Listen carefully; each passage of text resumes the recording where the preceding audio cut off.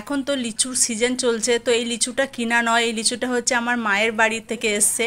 তো আমার মায়ের বাড়ির গাছের লিচু এটা, তো লিচুটা বেশ ফেটে ফেটে গিয়েছে, পেকে গিয়েছে বলে, খেতে খুব মিষ্টি লিচুটা। আর এসছে দেখুন ডিম দিয়েছে, এটা আমার ছোট ভাবির মেজো বোন দিয়েছে, মুরগির ডিম, আর এটা হাঁসের ডিম। তার সঙ্গে আবার একটা আস্ত হাঁসও দিয়েছে, তো হাঁসটা কাঁচা দেয়নি, সেটা মাংসটা গরম করে ভালো করে দিয়েছে, দেখুন পরিষ্কার পরিচ্ছন্ন করে দিয়েছে।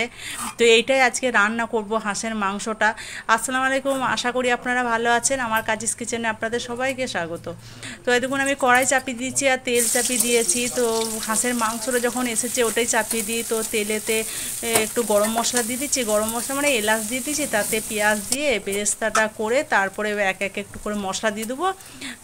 এবার আদা রসুনের পেস্ট দিয়ে দিলাম, দিয়ে এবার তারপরে এটাকে একটু নাড়াচাড়া করে এটাকে কষিয়ে নিয়ে তারপরে একে একে জিরে ধনে লঙ্কা গুঁড়ো এসব মশলা দিয়ে দেবো। তো একে একে মশলাগুলোকে দিয়ে ভালো করে কষিয়ে নেবো। আগে আদা রসুনটাকে দিয়ে ভালো করে কষিয়ে নিচ্ছি, তারপরে মশলা দিয়ে দেবো। এবার লবণ দিয়ে দিচ্ছি, এবার জিরে ধনে দিয়ে লঙ্কা গুঁড়ো হলুদ গুঁড়ো দিয়ে ভালো করে কষিয়ে নিয়ে ওই মাংসটা দেবো। আর মাংসটা একটু ভালো করে রান্না করতে হবে, ওটা একটু গরম করা তো, কেন ওইটা একটু অনেক আগে ওনার শপে এসে দিয়ে গেছেন, তার জন্য ওটাকে গরম করে দিয়ে গেছে, কাঁচা দিয়ে গেলে থাকতো না, তার জন্য। আর খেতে খুবই টেস্টি হয়েছে।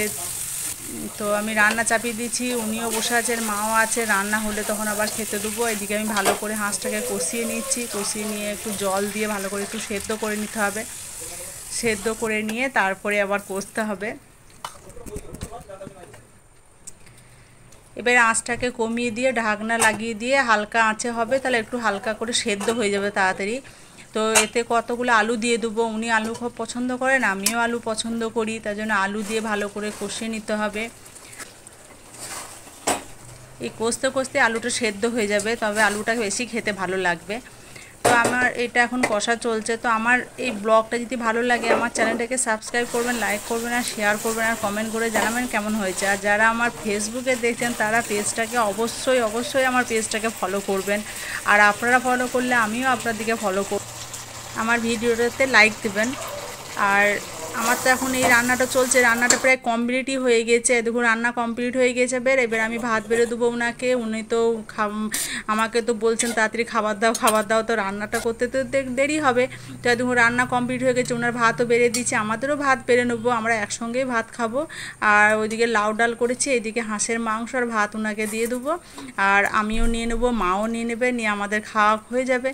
আর তারপরে খাওয়ার পরে দেখুন লেবু নিয়ে বসে গেছি, উনি বলছেন লেবু কাটো, তো তিনজনাতে লেবু খাই, তো 3টে লেবু নিয়ে বসে গেছি। লেবুগুলো আমি কাটছি, তো কেটে পিস পিস করে মাকে আর ওনাকে দেবো, আর আমিও খাবো।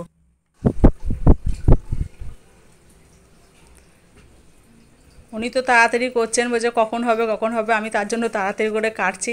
তো আমরা এখন লেবু খেতে থাকি। আপনারা সবাই ভালো থাকবেন আর সুস্থ থাকবেন, আর আমরাও ভালো আছি। তো আল্লাহ হাফেজ।